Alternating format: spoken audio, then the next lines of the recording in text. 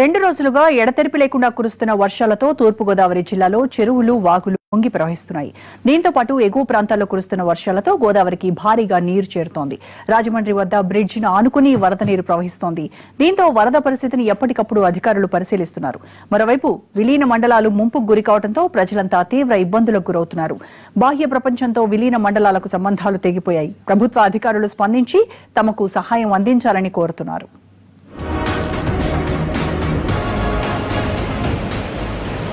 రాజమండ్రిలోని పరిస్థితిని మా ప్రతినిధి శ్రీనివాస్ అందిస్తారు.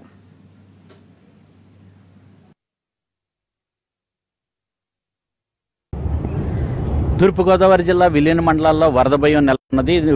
ఎగువ ప్రాంతాలైన ఛత్తీస్గఢ్, ఒరిస్సా రాష్ట్రాల్లో కురుస్తున్న భారీ వర్షాల కారణంగా అక్కడి నుంచి వరద నీరు భారీగా పెద్ద ఎత్తున తరలి వస్తుంది. దీంతో అక్కడ ఈ విలీన మండలంలోని చింతూరు మండలంలోని సబరి నది పొంగి పొరలటం జరుగుతున్నది. అక్కడ ప్రస్తుతం 30 అడుగుల వద్ద నీటి మట్టం కొనసాగుతున్నది. అయితే అక్కడ 40 అడుగులకు చేరుకున్నట్లయితే అక్కడ మొదటి ప్రమాద హెచ్చరిక జారీ చేసే అవకాశాలు ఉన్నాయి. అయితే ఎగువ ప్రాంతాల్లోంచి బాగా వరద నీరు రావడంతో అక్కడ మొదటి ప్రమాద హెచ్చరికను దాటి ఈసారి మించి ప్రవహించే అవకాశాలు ఉన్నాయని చెప్పి అధికారులు చెప్పడం జరుగుతుంది. దీన్ని బట్టి చూసినట్లయితే మొత్తం విలీన మండలాల్లోని కోనవరం, చింతూరు, ఏటపాక, వియర్పురం మండలాల్లోని మొత్తం లోతట్టు ప్రాంతాలన్నింటిలో కూడా ప్రజల్లో ఆందోళన నెలకొన్నది.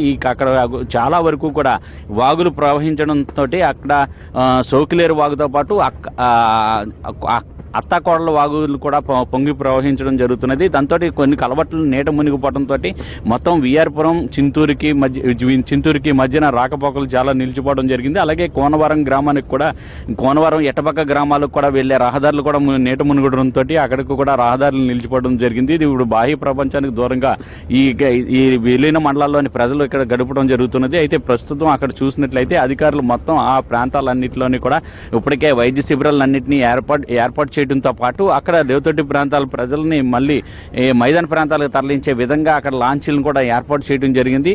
అలాగే ఇక్కడ చూసినట్లయితే మొత్తం గోదావరి అక్కడ పొంగి ప్రవహించడంతో పాటు ఇక్కడ గోదావరి, సబరి నదులు రెండు కూడా కలిసే ఈ చింతూరు మండలం దగ్గర మట్టి చూసినట్లయితే వరద బీభత్సం మట్టి చాలా అధికంగా ఉన్నట్టుగా చెప్పవచ్చు. అయితే చింతూరు మండలం దగ్గర ప్రస్తుతం 30 అడుగుల వద్ద కొనసాగుతున్నప్పటికీ కూడా ఇది 40 అడుగులు దాటి మొదటి ప్రమాద హెచ్చరిక దాటే అవకాశాలు కనిపిస్తున్నాయి. అయితే భద్రాచలం దగ్గర అయితే 23 అడుగులు వద్ద ఇంకా గోదావరి కొనసాగుతున్నది. అక్కడ 43 అడుగులు వచ్చే వరకు కూడా ఎటువంటి ప్రమాదం ఉండదు. అక్కడ మొదటి ప్రమాద హెచ్చరిక జారీ చేసే అవకాశం ఉంటుంది. ఇంకా రాజమండ్రిలో చూసినట్లయితే ఇక్కడ గోదావరి కూడా ఉధృతంగా ప్రవహించడం జరుగుతున్నది. నిన్నటి కంటే ఈ రోజు అత్యధికంగా గోదావరి ఎగువ ప్రాంతాల నుంచి భారీగా వరద నీరు వచ్చి చేరడం జరుగుతున్నది. ప్రస్తుతం ధవళేశ్వరం బ్యారేజ్ దగ్గర 10.8 అడుగుల వద్ద గోదావరి నీటి మట్టం కొనసాగుతున్నది. బ్యారేజీ నుంచి మొత్తం 147,000 క్యూసెక్కుల నీటిని సముద్రంలోకి విడుదల చేయడం జరుగుతున్నది. మొత్తం అక్కడ బ్యారేజీకి సంబంధించిన 175 గేట్లకు గాను మొత్తం ఇంతవరకు కూడా 147 గేట్లను ఎత్తివేయడం జరిగింది. ఒక ధవళేశ్వరం, బొబ్బర్లంక, విజయశ్రాల మధ్య ఉన్న